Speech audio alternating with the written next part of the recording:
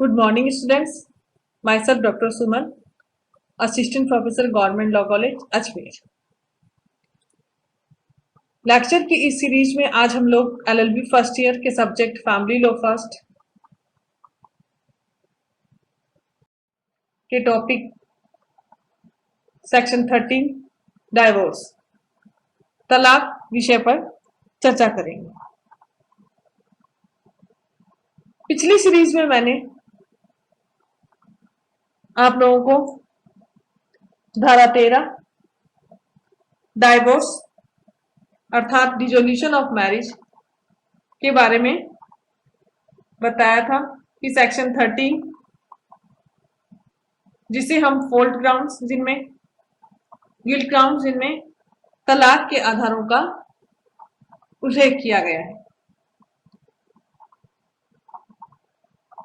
धारा 13 फर्स्ट तलाक के उन आधारों के बारे में बताता है जिन पर हस्बैंड और वाइफ दोनों विवाह विच्छेद की याचिका पेश कर सकते हैं।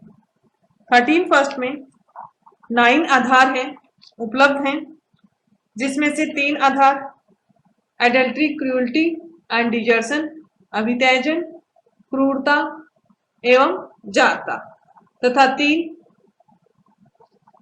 डिजीज से संबंधित है। मेंटली डिसऑर्डर होना, साउंडनेस ऑफ माइंड, लेप्रोसी कुष्ठ रोग से पीड़ित होना तथा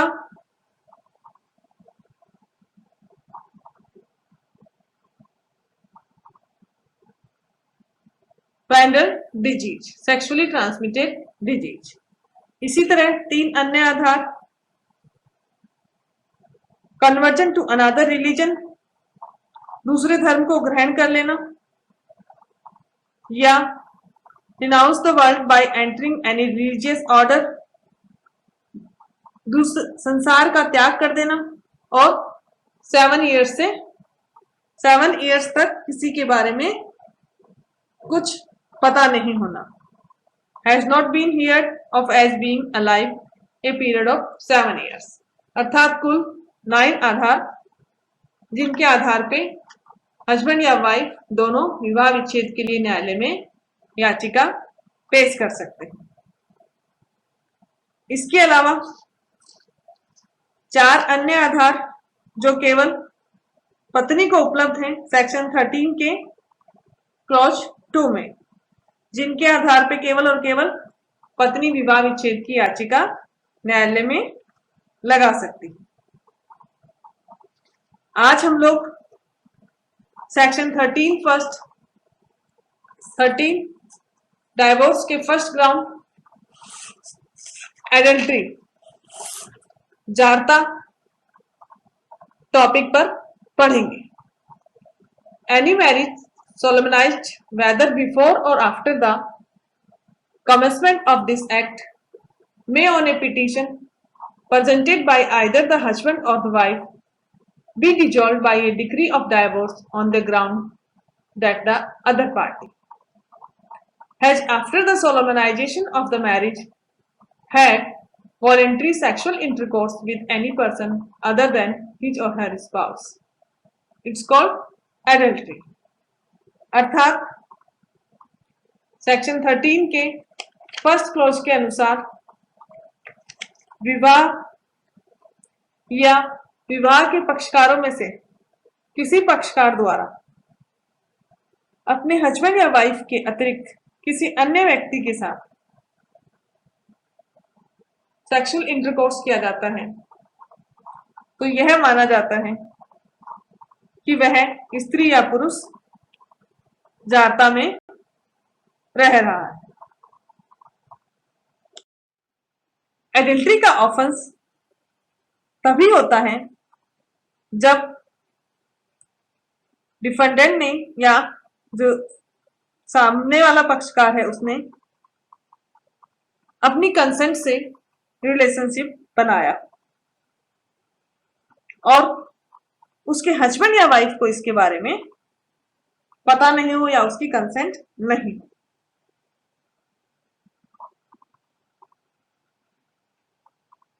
1976 के अमेंडमेंट से पूर्व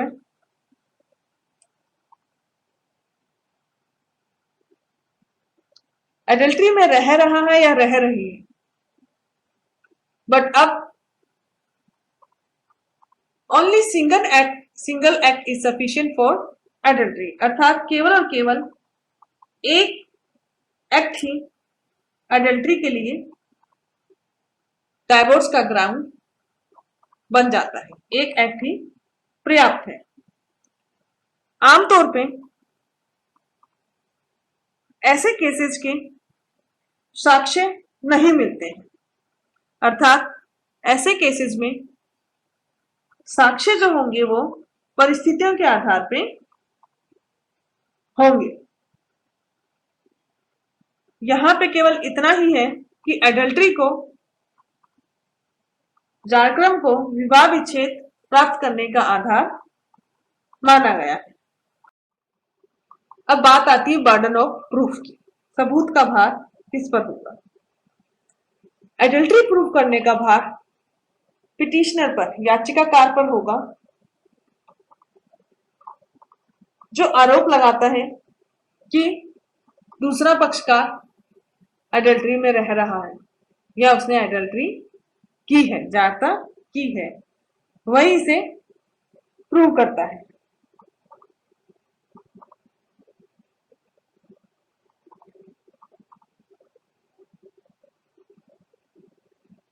यहां पे जब एडल्ट्री के साक्ष्य दिए जाएंगे तो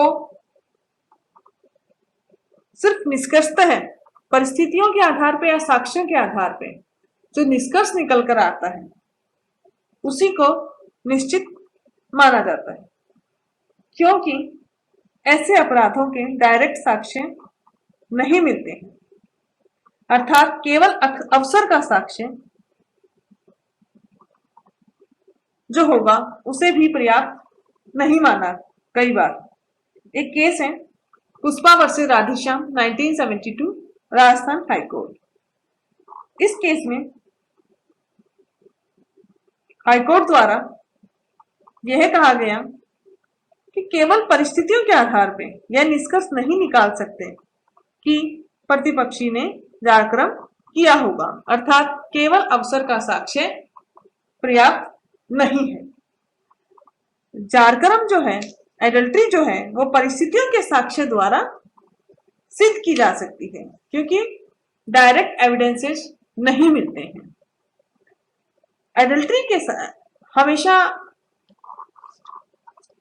सेक्सुअल क्राइम्स अक्सर जो होते हैं सेक्स रिलेटेड अपराध और मनी से रिलेटेड अपराध होते हैं, वो छिप कर किए जाते हैं, इसलिए इनका डायरेक्ट एविडेंस मिलना बहुत मुश्किल है।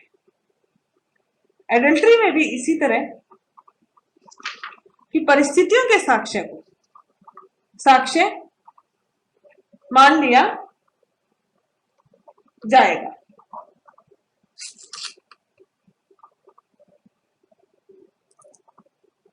जो डाइवोर्स की डिग्री के लिए आवश्यक है, अगर एडल्ट्री के आधार पे डाइवोर्स लिया जा रहा है तो कि विवाह के पश्चात एडल्ट्री का क्रम या एडल्ट्री का अपराध हुआ हो।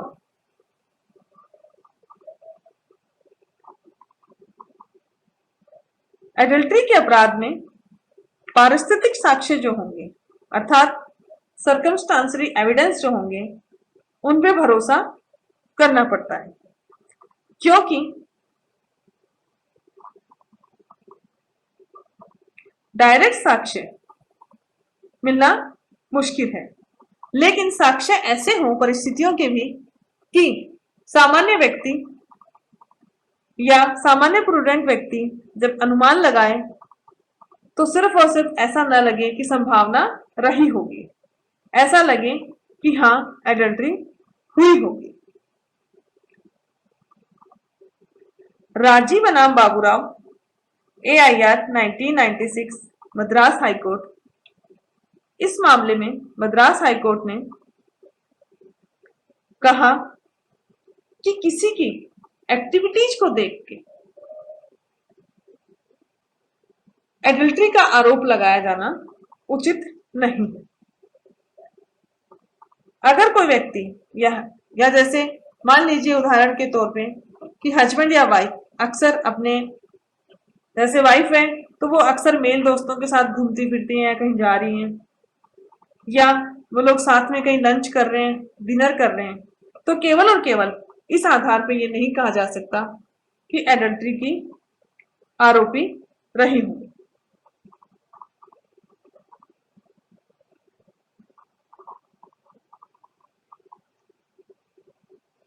इसी तरह चंद्रमोहिनी बनाम AP Srivastava, AIR 1967, supreme court. इस मामले में सुप्रीम कोर्ट द्वारा यह कहा गया कि केवल कुछ तथ्य या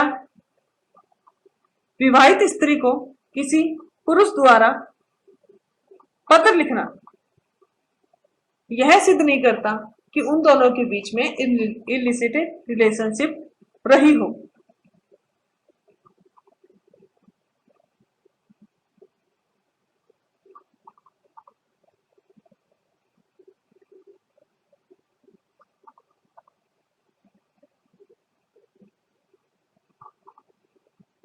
इसी प्रकार एक और केस में हरगोविंद सोनी वर्सेस राम दुलारी, AIR 1986 में न्यायालय द्वारा यह कहा गया कि एडल्ट्री को उचित संदेह से परे सिद्ध होना चाहिए, जिससे कि इफ और बट की कोई संभावना ना रहे।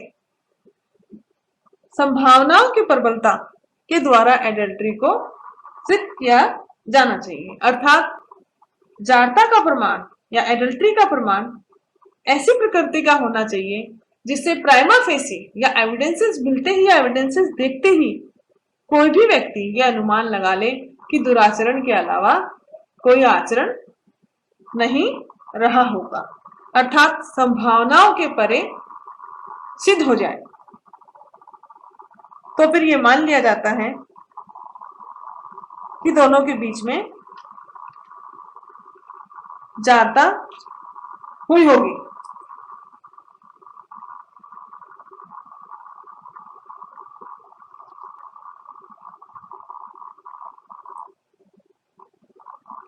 जारक्रम के आधार पर वैवाहिक कार्यवाही में यह सिद्ध करना आवश्यक नहीं होता कि कोरेस्पोंडेंट सेक्सुअल इंटरकोर्स के समय जानता था कि प्रतिपक्ष किसी अन्य की पत्नी या पति है।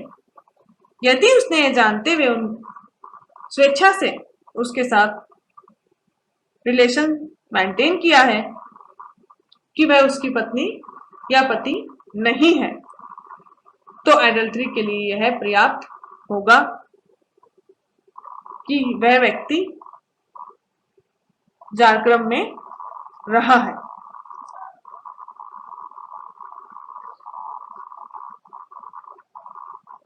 इसी तरह एक और केस दास वर्सेस दास 1982 मध्य प्रदेश में हस्बैंड ने वाइफ के जारक्रम में रहने के आधार पर डाइवोर्स की डिक्री न्यायालय में फाइल की, परंतु वह यह सिद्ध नहीं कर सका कि उसकी वाइफ एडल्ट्री में थी।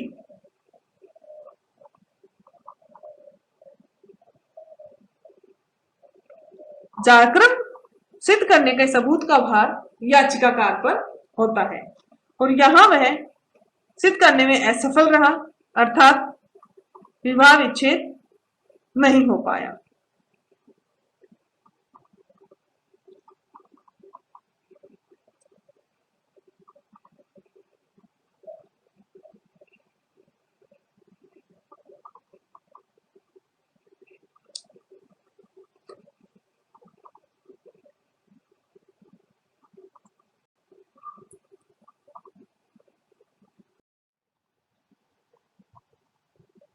इस प्रकार आज हमने देखा कि जारता का क्रम या जारता का एक सिंगल एक्ट ही डाइवोर्स का आधार बन जाता है। जारता के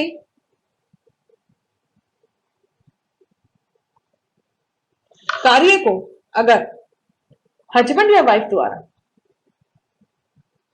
क्षमा कर दिया गया है तो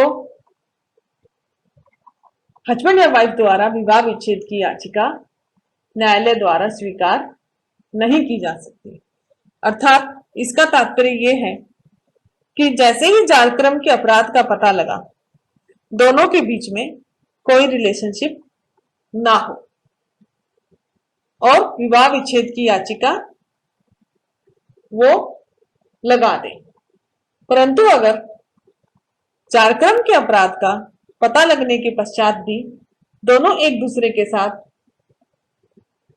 रह रहे हैं तो यह मान लिया जाता है कि हस्बैंड या वाइफ जो भी जारता में रह रहा है और दूसरे पक्षकार ने उसको क्षमा कर दिया है। ऐसा कई कारणों के आधार पे हो सकता है, फैमिली स्टेटस, इज्जत या और कई अतिरिक्त कारण हो सकते हैं। बट अगर ऐसा है तो फिर उन दोनों के द्वारा, हस्बैंड या वाइफ के द्वारा लगाई गई याचिका को न्यायालय अस्वीकार कर सकता है। अर्थात आज हमने यहां पर एडल्ट्री ग्राउंड के आधार पर डाइवोर्स पढ़ा।